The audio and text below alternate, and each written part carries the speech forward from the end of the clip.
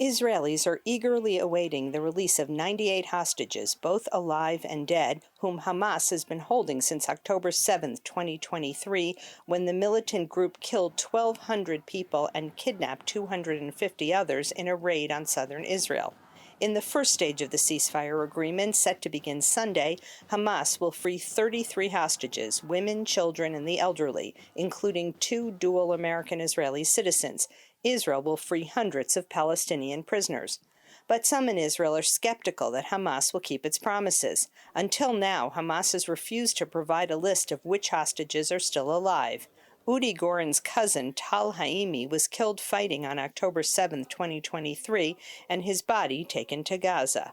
What happens when Hamas says, we can't find your cousin? Sorry, we don't know where he is. What do?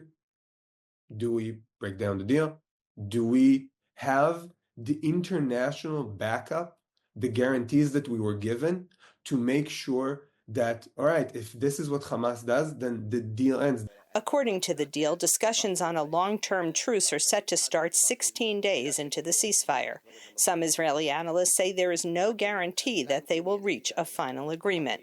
Ceasefires have a tendency of turning from temporary to less temporary and more permanent. That would be a very bad scenario for Israel, for Israeli security, and it would be, I think, horrible for Gazans, because that would leave them in an interim situation where, on one hand, Hamas continues to govern and Hamas is still in control, but Hamas is too weak to actually do anything useful for Gaza.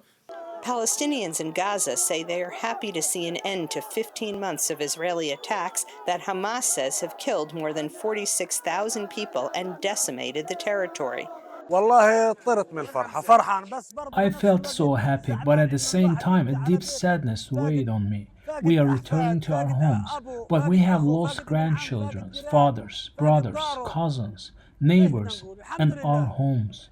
The ceasefire would also mean a large increase in humanitarian aid entering Gaza. The World Food Program said it had 80,000 tons of food waiting outside Gaza or en route.